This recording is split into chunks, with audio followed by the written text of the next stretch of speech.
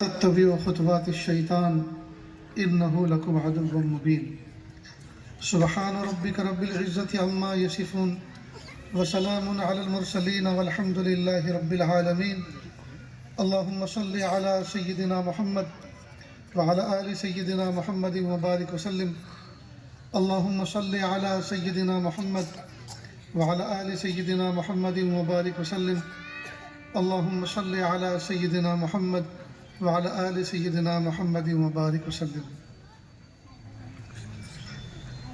بہت پیاری بستی شہر گودرا کے بہت پیارے لوگوں، اللہ تعالیٰ آپ کو بہت اچھا رکھے اور آپ کے اخلاص میں، محبت میں اور ایمان میں اور عمل میں اللہ برکت عطا فرمائے۔ بہت ساری بستی دنیا میں وہ ہیں جہاں جانے کو دل کرتا ہے، میرے لیے ان بستیوں میں ایک گودرا ہے۔ بہت ساری جگہوں پہ تو لوگ بلاتے ہیں لیکن یہاں آنے کو ہمارا خود دل کرتا ہے۔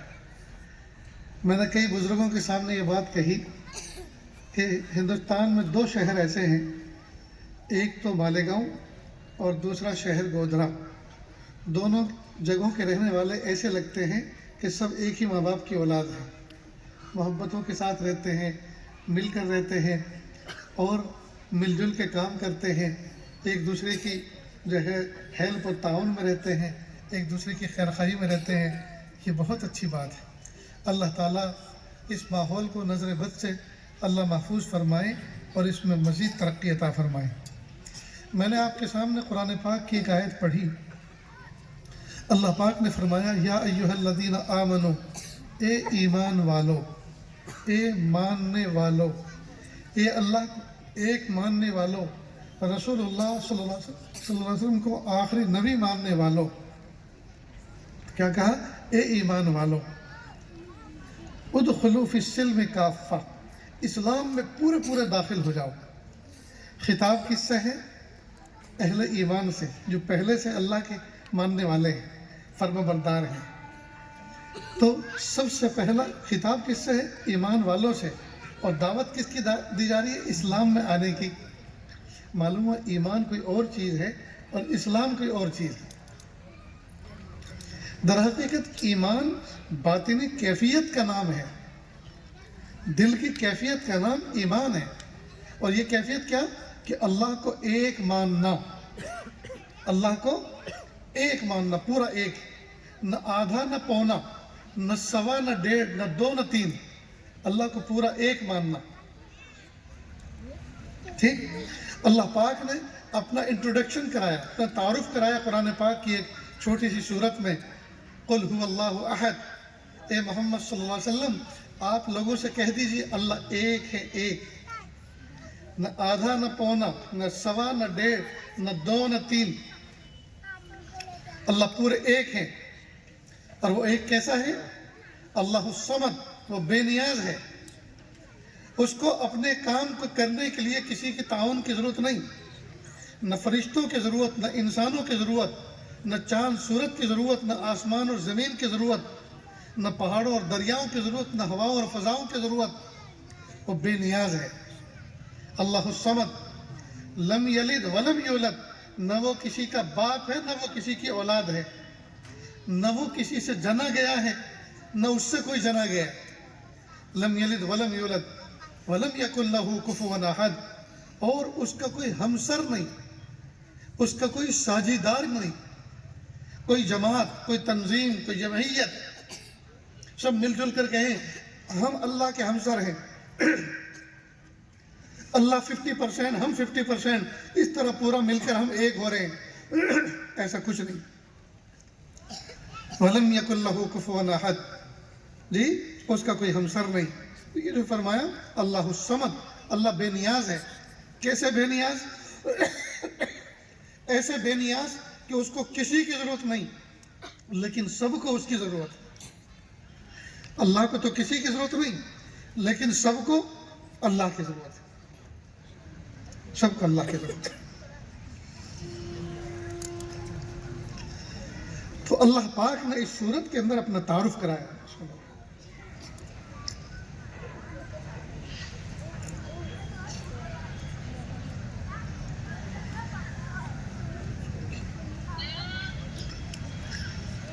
اللہ کو ایک ماننا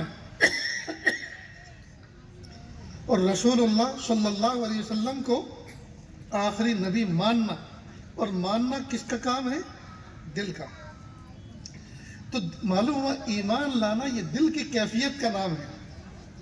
تو اللہ پاک نے ایسے ماننے والوں کو کیا کہا؟ ادخلوا فی السلم کافہ، اسلام میں پورے پورے داخل ہو جاؤ۔ تو پھر اسلام کیا ہے؟ اسلام نام ہے لائف اسٹائل، طرز حیات، طرز زندگی، کہ ہم اپنی مرضی سے زندگی نہ گزاریں، اللہ پاک نے جیسا زندگی گزارنے کے لیے کہا ہے ویسی زندگی گزاریں۔ تو اللہ پاک نے کیا فرمایا؟ تو یہ پورا اسلام یہ پیر کے ناخن سے لے کے سر کے بال تک، اور پیدائش سے لے کر وفات کے شام تک، ہر گھنٹے ہر لمحے اللہ تعالیٰ کے ایک حکم بندے کی طرف متوجہ ہیں، ان حکموں پر عمل کرنا، اس کو کہتے ہیں اسلام۔ میں آپ لوگوں کی توجہ چاہوں گا، اس لیے آپ دائیں بائیں توجہ نہ کریں، اور اگر کوئی بہت ہی خوبصورت آ رہا ہے، جی کوئی بہت ہی خوبصورت ہے تو مجھے بھی بتا دو، میں بھی اسی کو دیکھوں۔ اور کس کو دیکھوں؟ کیا خوبصورت؟ جی جی کیا خوبصورت؟ اللہ سے بڑا بھی کوئی خوبصورت ہو سکتا ہے؟ وہ خالق کائنات ہے، اس کا تذکرہ چل رہا ہے، اس کی باتیں چل رہی ہیں، تو پھر خوبصورت کو دیکھنا کمال ہے، یہ جس نے خوبصورتوں کو بنایا ہے اس کی باتوں کو سننا کمال ہے۔ اور جو آپ کے دائیں بائیں گھوم رہے پھر رہے ہیں وہ سب یہیں کے رہنے والے، صبح شام خوب دیکھو، ان کی چائے پیو، ناشتہ کرو، ان کے گھر جاؤ، ان کو اپنے گھر بلاؤ۔ میں تو بہت دور سے سفر کر کے آیا ہوں اور کبھی کبھی آتا ہوں۔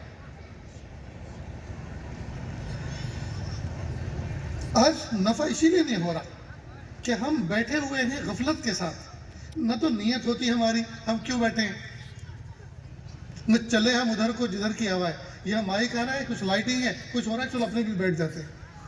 تو آنے میں کوئی نیت نہیں، بس بھیڑ میں اضافہ کر لیا۔ اگرچہ یہ دینی بھیڑ بھی، اس میں اضافہ کرنا بھی نفع سے خالی نہیں، لیکن کما حق کا وہ فائدہ اس لیے نہیں ہو رہا کہ نیت ہی کچھ نہیں۔ حالانکہ اللہ سے دعا ہونی چاہیے، پیارے اللہ آج کی مجلس میں کوئی ایسی بات دل پہ لگا دیجئے، کوئی بات کانوں کے راستے سے ایسی اتار دیجئے کہ دل روشن ہو جائے اور زندگی بدلنے کے فیصلے ہو جائے۔ ایسی نیت ہی نہیں کرتے۔ اس لیے دوستو، دین کی محفلوں کا ادب یہ ہے کہ ہمتاً متوجہ ہو کے بیٹھنا چاہیے۔ آپ سرکاری آفسوں میں جاؤ، کئی مرتبہ سامنے والا بیٹھنے والا افسر 2 ٹکے کا ہوتا ہے، جی ایک معمولی سا ہوتا ہے، لیکن اس کے سامنے اگر آپ نے فون اٹھا لیا تو چڑھ جاتا ہے کہ میری کوئی اہمیت نہیں تمہارے نزدیک، فون کی اہمیت ہے، تم یہاں آئے کیا، جاؤ فون سنو، میں کوئی کام تمہارا نہیں کروں گا، فائل اٹھا کے پھینک دیتا ہے۔ تو وہاں فون بند کر کے جاتے ہیں، بٹن لگا کے جاتے ہیں، خوشبو لگا کے جاتے ہیں، ہاتھ باندھ کے جاتے ہیں، اور 2 ٹکے کے آدمی کو کیا کہتے ہیں؟ سر سر سر سر، جی اس کے سامنے اتنا ادب۔ اور دینی محفلوں میں کوئی ادب نہیں، کوئی احترام نہیں، اور ان کی کوئی ویلیو نہیں۔ حالانکہ ان محفلوں میں مجلس میں بیٹھ کر جو باتیں کہی اور سنی جاتی ہیں، کئی مرتبہ زندگی کا بیڑا پار ہو جاتا ہے۔ ان باتوں کو سن کر عمل کرنے پر اور ارادہ کرنے پر اللہ تعالیٰ بیڑا پار فرما دیتا ہے۔ اور جتنی طلب کے ساتھ سامنے والا بیٹھتا ہے اور سنتا ہے، کہنے والے کے دل پہ بھی اللہ پاک ایسی باتیں القا فرماتے ہیں۔ یہ طرفین سے معاملہ ہوتا ہے۔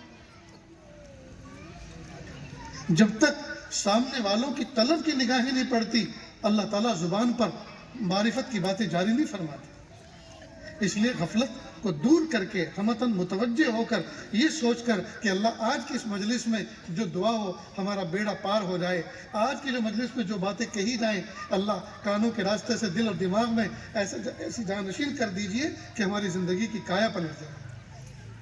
اور لوگوں کی زندگی میں جو انقلاب آتا ہے وہ کسی بات کو سننے پر ہی تو آتا ہے، وہ کسی بات کو سننے پر ہی تو آتا ہے۔ پڑوسی ملک میں ایک نوجوان کہتا ہے کہ ایک مرتبہ مجھے ایک چرسی نے عجیب بات کہی، میرے دل پر وہ نقش ہو گئی۔ دیکھو، ایک مرتبہ ایک چرسی نے ایسی بات کہی کہ میرے دل پر نقش ہو گئی، میں اس کو کبھی بھلا نہیں سکتا۔ تو کیا بات تھی وہ؟ سنیں اور دل کے کانوں سے سنیں، سنیں اور دل کے کانوں سے سنیں۔ ایک چرسی تھا جو چرس پینے کا کام کرتا تھا، نشے کا۔ ایک نوجوان سے کہا، بھائی کچھ پیسے دے دے، بہت طلب آئی ہے، مجھے چرس پینا ہے۔ اس نے کہا، ارے چرس پینے کے لیے پیسے میں دوں؟ کھانا کھلا دوں گا لیکن چرچ کے لیے پیسے نہیں دے سکتا، کھانا کھلا دوں گا لیکن چرچ کے لیے پیسے نہیں دے سکتا۔ جب یہ بات کہی اس نے کہا ارے یار کھلانے کی ذمہ داری تو کسی اور نے لے رکھی ہے، تو مجھے بس چرچ کے پیسے دے دے۔ اب ظاہری بات ہے اللہ پاک نے شراب پینے اور گناہ کی ذمہ داری تو نہیں لی، کھلانے پلانے کی ذمہ داری لی، ضرورت کی پورا کرنے کی ذمہ داری لی ہے۔ تو اس نے اس انداز سے کہا کہ میرے دل پر بڑا اثر ہوا کہ کھلانے کی ذمہ داری تو کسی اور نے لے رکھی ہے، تو مجھے چرچ کے پیسے دے دے۔ کہ میں نے دے دیے۔ جب میں نے دے دیے تو اب وہ پیسے لے کر تیز قدم ایک طرف کو چلا، تو میں بھی اس کے پیچھے چل دیا کہ دیکھو یہ جاتا کہاں ہے اور کرتا کیا ہے۔ تو راستے میں ایک شادی خانہ تھا، فنکشن ہال، جس کے دو حصے تھے، ایک حصہ راستے کے ایک طرف تھا، دوسرا دوسری طرف تھا۔ ایک حصے میں مردوں کا انتظام تھا، دوسری میں عورتوں کا انتظام تھا۔ تو کھانا پک کر مردوں کے حصے میں تیار ہوا تھا اور عورتوں کے حصے میں بھیجا جا رہا تھا۔ تو ایک نوجوان ٹرے میں بریانی لے کر جا رہا تھا راستہ پار کر کے، اسے ٹھوکر لگی اور راستے کے کنارے پر پکے حصے پر بریانی کا ڈھیر لگ گیا، گر گیا۔ وہ ٹرے کو جھاڑ کر کپڑے جھاڑ کر دوبارہ لینے کے لیے گیا۔ یہ چرسی اس نے دیکھا کہ یہ تو گر گئی، اس کی نظر میں تو یہ گری بھی ہے، لہٰذا فوراً وہ وہیں بیٹھ گیا اور جو فریش اوپر کا ڈھیر لگا تھا اوپر سے کھانا شروع کیا۔ کہ میں پیچھے دیکھتا رہا کھڑے کھڑے، پھر اس نے اچانک مجھے دیکھا، اس نے عجیب بات کہی کہ میں زندگی میں کبھی بھول نہیں سکتا۔ اس نے یہ بات کہی کہ وہ کھلاتا تو ہمیشہ برتن ہی میں ہے، لیکن آج کل ذرا اس سے انبن چل رہی ہے۔ وہ کھلاتا تو ہمیشہ برتن ہی میں ہے، لیکن آج کل ذرا انبن چل رہی ہے، اور ہاں کریم اتنا ہے، غصہ چاہے جتنا ہو جائے بھوکا کبھی نہیں سلاتا۔ وہ کریم اتنا ہے، غصہ چاہے جتنا ہو جائے بھوکا کبھی نہیں سلاتا۔ یہ شرابی، یہ داروڑیے، جی ذرا کبھی پوچھو کہ بھوکا سوتے ہیں؟ پیٹ بھر کے سوتے ہیں۔ کھلاتا کون ہے؟ اللہ۔ جب اللہ اپنے نافرمانوں کو پالتا ہے تو اگر ہم فرما بردار بن جائیں تو کیا ہمیں بھوکوں مارے گا؟ میرے بھائیو، اپنے رب کو پہچاننے کی ضرورت ہے۔ بہرحال میں نے آپ کے سامنے قرآن پاک کی آیت پڑھی، اللہ فرماتے اے ایمان والو ادخلوا فی السلم کافہ، اسلام میں پورے داخل ہو جاؤ۔ تو ایمان نام ہے دل کی کیفیت کا، کہ اللہ کو ایک ماننا، رسول اللہ صلی اللہ علیہ وسلم کو آخری نبی ماننا، اور اس کیفیت کے ساتھ اگر زندگی میں کوئی نماز نہ پڑھے، کوئی روزہ نہ رکھے، کوئی ایک پیسے کی زکوٰۃ نہ دے، کوئی حج عمرہ نہ کرے، کوئی حکم پر عمل نہ کرے، بس یہ اس ایمان کو اپنے دل میں محفوظ رکھے، خدا کی قسم قیامت کا دن جہنم میں مر پٹ کے اپنی سزا بھگت کر سب سے آخری جنتی بھی بن کے اگر نکلے گا تو دنیا سے 10 گنا بڑی جنت پائے گا، عقیدہ توحید اور رسالت کی حفاظت کی وجہ سے۔ یہ برکت ہے اس عقیدہ توحید اور رسالت کی کہ اللہ کو ایک ماننا، اللہ کے ساتھ کسی کو شریک نہ ٹھہرانا، اللہ پورا ایک ہے، ایک۔ اور محمد الرسول اللہ صلی اللہ علیہ وسلم کو آخری نبی ماننا، اللہ کے محبوب صلی اللہ علیہ وسلم کے بعد اب کوئی نبی آنے والا نہیں۔ بس اس عقیدہ توحید اور رسالت کو مضبوطی سے دل میں جما کے رکھے، اگر کوئی عمل بھی نہ کر سکا تو اپنی سزا بھگت کر جہنم میں سب سے آخری بھی اگر جہنم سے سزا پا کر نکلے گا تو دنیا سے 10 گنا بڑی جنت پائے گا۔ اور اگر کوئی آدمی عقیدہ توحید میں شرک کرتا ہے، عقیدہ رسالت میں گڑبڑ کرتا ہے، کسی اور کو بھی نبی مانتا ہے، جی کسی اور کو بھی نبی مانتا ہے، اس میں اگر گڑبڑ کرتا ہے، پھر چاہے روزانہ نماز پڑھ کے پیشانی پہ نشان پڑ چکا ہو، چاہے مکہ مکرمہ میں اس نے فلیٹ خرید لیا اور روزانہ عمرے کرتا ہو، ہر سال کے حج کرتا ہو، چاہے روزانہ روزے رکھتا ہو، چاہے روزانہ بیگ بھر کے اللہ کے راستے میں صدقہ خیر خیرات کرتا ہو، خدا کی قسم جنت تو دور کی بات ہے، جنت کی خوشبو بھی نہیں ملے گی، اس لیے کہ شرک کا عقیدہ رکھتا تھا اللہ کے ساتھ، اور اللہ کے رسول صلی اللہ علیہ وسلم کے ساتھ نبوت میں گڑبڑ کرتا تھا، تو اس کو جنت کی خوشبو بھی نصیب نہیں ہوگی، جنت تو دور کی بات ہے، ہمیشہ ہمیں جہنم میں جائے گا۔ اس لیے دوستو، عقیدہ توحید اور رسالت پر ہماری نجات کا دار و مدار ہے، لہذا اس کو سنبھال کے رکھنا چاہیے اور قربان جائیں۔ پیارے اللہ نے اس عقیدہ توحید اور رسالت کو ہاتھوں میں نہیں رکھا، ورنہ دشمنان اسلام چھین لیتے ہاتھ سے، چھین لیتے کب سے ہمارے ہاتھ سے۔ اللہ نے اس کو دل کی کیفیت بنایا کہ اس کو دل میں رکھو. اگر تمہارے اوپر کوئی کلہاڑا لے کے کھڑا بھی ہو جاؤ کہ یہ بول دو اور یہ کہہ دو اور یہ پی لو اور یہ کھا لو اور یہ کر لو جی، تو اگر تمہارے دل میں اللہ کے بارے میں، رسول اللہ صلی اللہ علیہ وسلم کے بارے میں یہ عقیدہ تمہارے دل میں محفوظ ہے، تو دنیا والے اگر تم پہ ظلم کر کے تمہاری زبان سے کچھ کہلوا بھی دیں، لیکن تمہارا دل مطمئن ہے عقیدہ توحید اور رسالت پر، تو زبان سے کہنے پر تمہیں پہ کوئی ایفیکٹ نہیں پڑے گا، کوئی حرج نہیں ہوگا، اس لیے کہ اللہ تو جانتے ہیں کہ میرے بندے کے دل میں کیا ہے. قربان جائیں، اللہ پاک نے عقیدہ توحید اور رسالت کو دل کے نہا خانے میں محفوظ کیا ہے. اتنی بات سمجھ گئے دوستو؟ اس لیے اس بات کو اچھی طرح سے سمجھیں. اب آئیے پھر اسلام کیا ہے؟ اسلام نام ہے لائف اسٹائل، زندگی گزارنے کا طریقہ. اللہ کے رسول صلی اللہ علیہ وسلم نے جو ہمیں دیا ہے اس کو فالو کریں. لباس ویسے پہنے جیسے اللہ کے محبوب صلی اللہ علیہ وسلم نے ہمیں لباس پہننے کا حکم دیا. اب اسلام کا لباس کیا ہے؟ جو کرتا پاجامہ آپ پہنے وہ، یا میں نے گول کرتا پہنا ہے وہ، یا یہ جو جس انداز کا میں چل پھر رہا ہوں وہ نہیں. اگر آپ نے کرتے پاجامے کے نام اسلامی لباس دیا، میں نے جبہ اور سلوار کے نام اسلامی لباس دیا، تو یہ تو اسلام کے اوپر بڑا ظلم ہوگا. اسلام جو ہے، کمال یہ ہے اسلام کا کہ اسلام نے اپنے ماننے والوں کو کوئی خاص لباس پہننے کا حکم نہیں دیا کہ آپ یہی پہنو تو ہی مسلمان لباس کہلاؤ گے، اور اگر دوسرے رنگ کا پہنو گے، دوسرے ڈھب کا، دوسرے انداز کا پہنو گے تو آپ اسلامی لباس سے نکل کر آپ کفریہ لباس والے کہلاؤ گے. نہیں. اس لیے کہ ایک تو لباس اور دوسرا کھانا پینا، یہ انسان اپنے اپنے جغرافیہ اور اپنے اپنے انوائرمنٹ، اپنے اپنے ماحول کو سامنے رکھ کر ترتیب دیتا ہے. لہٰذا کشمیر والوں کا لباس الگ، چچینیا بوسینیا والوں کا لباس الگ، عربوں کا لباس الگ، میدانی علاقوں کا لباس الگ. بس اسلام نے یہ کہا کہ کچھ حدود و قیود بتلا دی کہ آپ ان کا خیال رکھو. مثلا مرد ٹخنوں سے اوپر پاجامہ رکھیں یا لنگی رکھیں، اور عورتیں ٹخنوں کے نیچے لباس رکھیں جی، اور دونوں ڈھیلا ڈھالا اتنا پہنے کہ بدن کے اتار چڑھاؤ نظر نہ آئے، اور اتنا گھٹ اور موٹا پہنے کہ بدن چمکتا ہوا جھلکتا ہوا نظر نہ آئے. اور اس کے علاوہ ایک بات یہ کہ جس علاقے میں رہتے ہوں وہ اس لباس اس علاقے کے شریفوں کے مشابہ ہو، شریروں کے نہ ہو. بس یہ ہے اسلامی لباس. اب چاہے آپ جس علاقے میں جہاں بھی رہتے ہیں، چاہے جس طرح کا لباس پہنے، چاہے جتنا موٹا پہنے، بس اتنی حدود و قیود کا خیال رکھنا. یہ ہے اسلام کا حسن، اس لیے کہ اسلام کسی ایک علاقے کا مذہب نہیں ہے. لہذا کوئی یوں کہے کہ یہ جو عرب لوگ پہنتے ہیں یہ اسلامی لباس ہے، نہیں. اس کو مستورات کا لباس تو کہہ سکتے ہیں، اس لیے کہ آدمی اس میں چھپا رہتا ہے، لیکن اس کو اسلامی لباس نہیں کہا جا سکتا. اور عربوں کے یہاں ایک پرابلم اور ہے، وہاں کی دھوپ کے اندر کچھ بیماریاں ہیں. اس لیے اللہ کے محبوب صلی اللہ علیہ وسلم فرمایا کہ ڈائریکٹ دھوپ سے جو پانی گرم ہوتا ہے اس کو استعمال مت کرو. اور آج کل کے سائنس والے بھی کہہ رہے ہیں ڈائریکٹ دھوپ سے اگر پانی ڈائریکٹ بغیر کسی واسطے کے، یہ جو سولار پینل ہوتے ہیں وہ الگ چیز ہے کہ اس میں ڈائریکٹ دھوپ نہیں پڑتی، اس کے ذریعے سے تو کوئی چیز ٹیوب گرم ہوتی ہے، وہ گرم ہونے پر وہ یہ ایسے ہی ہے جیسے آگ ڈائریکٹ پانی کو گرم نہیں کرتی بلکہ برتن کو گرم کرتی ہے، برتن پانی کو گرم کرتا ہے، اور ڈائریکٹ دھوپ گرم کرتی ہے، وہ برتن کو نہیں کرتی. لیکن یہ جو سولار پینل ہیں، اس کی جو ٹیوب ہے، اس میں کانچ کی ٹیوب ہوتی ہے، سولار پینل ان کو گرم کرتا ہے، اس کے اندر پانی گرم ہوتا ہے.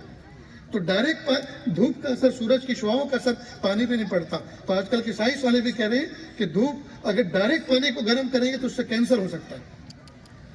تو وہ لوگ اپنا لباس اس لیے اس طرح کا رکھتے ہیں کہ لو نہ لگ جائے، ڈائریکٹ دھوپ کی شعائیں جسم کو نہ لگے، تو ٹخنوں تک، سر سے لے کر نیچے تک لباس چھپا رہتا ہے. اوپر ایک رومال اوڑھتے ہیں، اور رومال اڑ نہ جائے اس کو ایک خاص قسم کی رسی سے، جس کو اقال کہتے ہیں، اس سے باندھ لیتے ہیں. تو آپ نے دیکھا نا ڈھکے چھپے رہتے ہیں. ان کو دیکھنے کے لیے سامنے کے اینگل سے ان کے سامنے آنا پڑتا ہے، ورنہ دائیں بائیں سے تو پتہ ہی نہیں چلتا کہ کون ہے، عورت ہے یا مرد ہے. بہرحال تو اسلام، اللہ تعالیٰ فرما رہے ادخلوا فی السلم کافہ، اسلام میں پورے داخل ہو جاؤ. تو اسلام نے بتایا کہ لباس کا طریقہ آپ کا کیا ہونا چاہیے.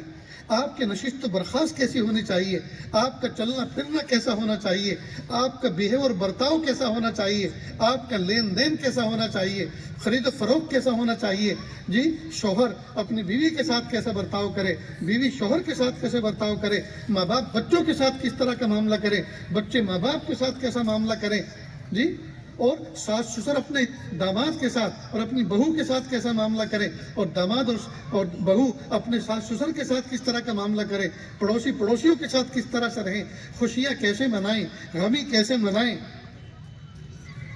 اللہ اکبر کبیرہ۔ پیدائش کی صبح سے لے کر وفات کی شام تک مومن کی زندگی کے جتنے لمحات، جتنے گھنٹے، جتنے مہینے، جتنے سال ہوتے ہیں، ہر سال، ہر گھنٹے، ہر لمحے کے لیے اللہ پاک نے کوئی نہ کوئی حکم دیا ہے۔ مجھے پیاس لگی میں پانی کیسے پیوں، مجھے بھوک لگی میں کھانا کیسے کھاؤں، مجھے آرام کرنا ہے تو آرام کرنے کا طریقہ محبوب نے کیا بتلایا، مجھے گھر بنانا ہے تو گھر بنانے کا طریقہ محبوب نے کیا بتایا، مجھے سواری خریدنی ہے تو سواری میں کس نیت سے خریدوں اور کس نیت سے مجھے سواری بسانی چاہیے، میں اپنے بچوں کے نکاح کس طرح سے کروں، گھر کے اندر موت میت ہو جائے تو کیا چیز کرنا برا ہے اور کیا چیز کرنا اس وقت محبوب ہے، پسندیدہ ہے۔ قربان جائیں دوستو، پیدائش کی صبح سے لے کر وفات کی شام تک اللہ پاک نے ہمیں پورا سلیبس اور ایک نظام دیا ہے، اس کا نام ہے اسلام، اس کا نام ہے اسلام۔ پوری کی پوری دنیا اس اسلام کو نہ سمجھ کر اپنا نقصان کر رہی ہے، پوری کی پوری دنیا اسلام سے دشمنی کر کے اپنا نقصان کر رہی ہے۔ اس لیے میں پوری دنیا کے حکمرانوں سے کہہ رہا ہوں کہ اسلام کو پڑھیں۔ حکومت کے خرچوں پر بڑے بڑے فلائٹ اور سیکورٹی گارڈ لے کر پوری دنیا میں گھومتے پھرتے ہیں، اور کوئی وپکش والا اور حزب مخالف پوچھتا ہے کہ کیوں گھومتے پھر رہے ہیں، تو کہہ رہے ہیں کہ وہ میں فلاں ملک میں گیا تھا، وہاں چنے اگائے جاتے ہیں، اس میں پانی بہت کم دینا پڑتا ہے، تو اپنے ملک والوں کو بتاؤں۔ ارے چنے اگانے کے لیے گھومتے پھر رہے ہو، مرنا ہے، دنیا سے جانا ہے، اور مرنے کے بعد کسی رب کے سامنے جس نے تمہیں پیدا کیا تھا کھڑا ہونا ہے، اس کے سامنے کس منہ سے کھڑے ہوں گے؟ دنیا میں کچھ سیکھ کے جاؤ، کچھ عمل کر کے جاؤ، تاکہ اللہ کے سامنے سرخروئی کے ساتھ پیش ہو سکو۔ اور یہ طریقہ اسلام میں ہے۔ اسلام نے جینا بھی سکھایا، اسلام نے مرنا بھی سکھایا۔ بے جان چیزوں کے پیچھے کہاں گھومتے پھر رہے ہو، خود جاندار ہو، خود شاندار ہو، جی جاندار اور شاندار کے لیے زندگی گزارنے کا سلیبس رب کریم نے کیا بتایا، اس پر عمل کرو۔ اس میں ہماری اور سب کی کامیابی ہے، پوری دنیا کی کامیابی۔ اللہ اکبر کبیرہ۔ تو دوستو، جو لوگ اسلام کو نہیں سمجھ رہے، بھائی گھر بیٹھے دشمن بن رہے ہیں آپ، تو جب آپ اتنے عقل مند ہیں اور مسلمان اتنے بیوقوف ہیں، دیکھیں دنیا کہہ رہی ہے، تو پھر بیوقوفوں کو سمجھاؤ اور بیوقوفوں سے سمجھو، وہ بھی تو کچھ کہہ رہے ہیں نا، پھر پتہ چلے گا کہ حق کیا ہے اور باطل کیا ہے۔ لیکن نہیں، سمجھنے کی کوشش نہیں، بس دشمنی ہمیں کرنی ہے۔ کرو دشمنی، کس نے منع کیا ہے؟ اپنی دنیا کو بھی جہنم بناؤ، جلو یہاں بھی اور وہاں بھی۔ میرے بھائیوں، ایک کھلا پیغام ہے۔ اللہ رب العزت نے انسانوں کی ہدایت کے لیے انبیاء کرام کا سلسلہ بنایا۔ سب سے پہلے اس سلسلے کی کڑی حضرت آدم علیہ السلام ہے، اور سب سے آخری کڑی محمد الرسول اللہ صلی اللہ علیہ وسلم ہے۔ اور یہ جو انبیاء کرام آئے، انہوں نے زندگی گزارنے کا طریقہ بتایا۔ سب سے آخر میں محمد الرسول اللہ صلی اللہ علیہ وسلم آئے اور زندگی کے سلیبس کو فائنل کر کے گئے۔ اب کوئی نبی آنے والا نہیں ہے قیامت تک۔ اللہ کے محبوب صلی اللہ علیہ وسلم جو شریعت اور جو دین لے کر آئے ہیں، صبح قیامت تک تمام کے تمام پرابلم کا سولوشن اس دین کے اندر موجود ہے۔ اس لیے آپ دیکھیے، آج کے دور میں ہر ٹوٹی ہوئی چیز کو جوڑنے کے لیے کوئی نہ کوئی سولوشن ایجاد ہو چکا ہے۔ دو لوہے کے ٹکڑوں کو جوڑنا ہو تو ویلڈنگ، دو پتھر کے ٹکڑوں کو جوڑنا ہو تو ایروڈائٹ کیمیکل، جی دو کاغذ کے ٹکڑوں کو جوڑنا ہو تو گوند گلو، دو لکڑی کے ٹکڑوں کو جوڑنا ہو تو فیویکول اور کیل۔ سوال یہ پیدا ہوتا ہے، دو دلوں کو جوڑنے کے لیے کیا چیز ہے؟ دو دل ٹوٹے ہوئے کس چیز سے جڑیں گے؟ یہ دل جڑتے ہیں دین سے۔ جن کی زندگیوں میں دین آتا ہے، اللہ اجنبیوں کو دلوں کو جوڑ دیتے ہیں، اور جن کے دلوں سے دین نکلتا ہے، جن کے دلوں سے دین نکلتا ہے، جڑے ہوئے دل ٹوٹ جاتے ہیں، سگے بھائیوں کے دل ٹوٹ جاتے ہیں، بہنوں کے دل ٹوٹ جاتے ہیں، اولاد اور ماں باپ کے دل ٹوٹ جاتے ہیں، کیونکہ اس لائن کا دین ان کے اندر سے نکلا ہوا ہوتا ہے۔ اسلام میں سلامتی ہے اور ایمان میں امن ہے، اسلام میں سلامتی ہے اور ایمان میں امن ہے۔ ایک کاش کہ دنیا اس پیغام کو سمجھے۔ دیکھیے دوستو، جس وقت ہمارے یہاں بچہ پیدا ہوتا ہے تو پیدا ہوتے کے ساتھ ہی ودن سیکنڈ ودن منٹ دائیں کان میں اذان دی جاتی ہے اور بائیں کان میں تکبیر پڑھی جاتی ہے، اور دونوں کے الفاظ سملر ہیں، ملتے جلتے ہیں۔ اب سوال یہ پیدا ہوتا ہے کہ جو بچہ ابھی پیدا ہوا، مٹھی اس کی بند ہے، آنکھیں اس کی بند ہیں، آنکھیں اس کی بند ہیں، وہ نہیں جانتا ہمارے ملک کا وزیر اعظم کون ہے، میں کس گاؤں میں کس بستی میں پیدا ہوا، کس محلے میں پیدا ہوا، امی ابا کا نام کیا ہے، ہماری برادری کی پہچان کیا ہے، وہ کچھ نہیں جانتا۔ ایسے بچے کے کان میں عربی کے الفاظ بھاری بھرکم کہے جا رہے ہیں، اس کے سامنے تو کھلونے اور جھنجھنے بجائے جاتے، اس کے سامنے تو ہتھیلی پٹکائی جاتی، اس کے سامنے تو کوئی جو ہے کچھ رقص و سرود ہوتا، ایسی کوئی چیز ہونی چاہیے تھی، لیکن نہیں۔ اللہ کے رسول صلی اللہ علیہ وسلم نے فرمایا اس کے دائیں کان میں اذان اور بائیں کان میں تکبیر کہو۔ کیا حکمت ہے اس کی؟ حکمت سمجھ میں آئے یا نہ آئے، لیکن حکم اللہ کا یہ ہے، محبوب صلی اللہ علیہ وسلم کے ذریعے سے کہلوایا گیا، دائیں کان میں تکبیر کہو، بائیں کان میں اذان کہو، دائیں کان میں اذان کہو، بائیں کان میں تکبیر پڑھو، اور دونوں کے الفاظ ایک، کیا؟ اللہ اکبر، اللہ اکبر، اللہ سب سے بڑا ہے، اللہ سب سے بڑا ہے۔ ادھر بھی یہی کہلوایا اذان میں اور ادھر بھی یہی کہلوایا تکبیر میں، تاکہ وائس میسج بن کر دل اور دماغ میں یہ بات جم جائے کہ سب سے بڑی کوئی اگر چیز ہے تو وہ اللہ کی ذات ہے۔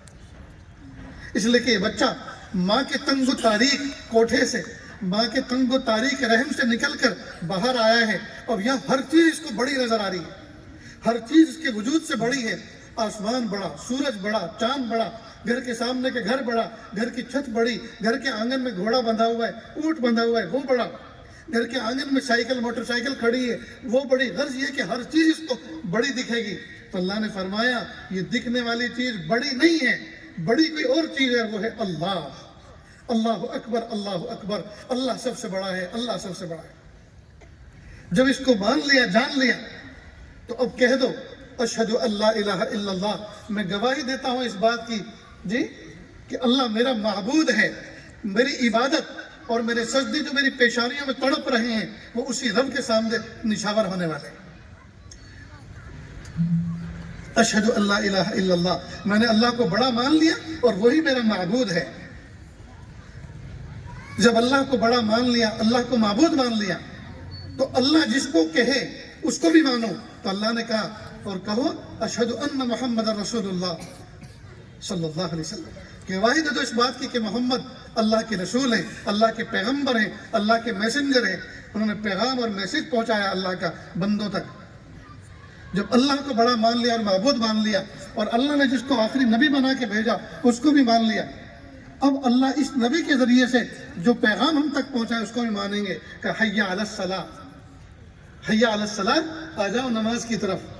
پیارے اللہ نماز ضرور پڑھیں گے، آقا صلی اللہ علیہ وسلم نے جیسے فرمایا اس طرح سے پڑھیں گے، لیکن اس نماز میں ملے گا کیا؟ کہ حی علی الفلاح، اسی میں تو کامیابی ہے۔ پیارے اللہ کیسی کامیابی؟ کہ ایسی کامیابی کہ اس کے بعد کوئی ناکامی نہیں۔ بھلا یہ کیسے ہو سکتا ہے کامیابی کے بعد ناکامی نہیں؟ ہاں، جیسے پھل پکا ہونے کے بعد کبھی کچا نہیں ہوتا اور بچہ بالغ ہونے کے بعد کبھی نابالغ نہیں ہوتا، اسی طرح اللہ جس کو کامیاب کر دے وہ کبھی ناکام نہیں ہوتا۔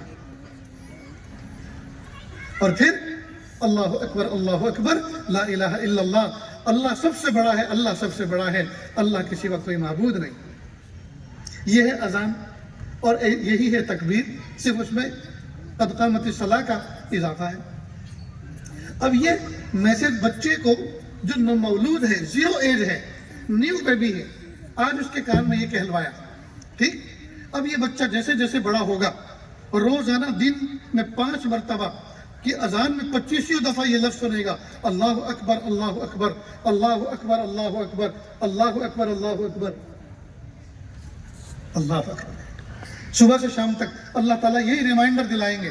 اور جب یہ بچہ جوان ہوگا اور جوان ہونے کے بعد پھر یہ کاروبار سے جڑے گا، اس کے میز کے اوپر نوٹوں کی تھپی اور گڈی رکھی ہوں گی، जी, और ये उनको गिनता होगा और पार्टी से डील होती होगी, बड़े बड़े कारोबार होते होंगे, उसी वक्त मुअज्जिन कहेगा अल्लाह अकबर अल्लाह अकबर, ये जो तुम धंधा कर रहे हैं, ये जो मालो दौलत कमा रहे हैं, ये बड़ा नहीं है, अल्लाह बड़ा है, उसका हुक्म बड़ा है, छोड़ दो और चलो मस्जिद की तरफ।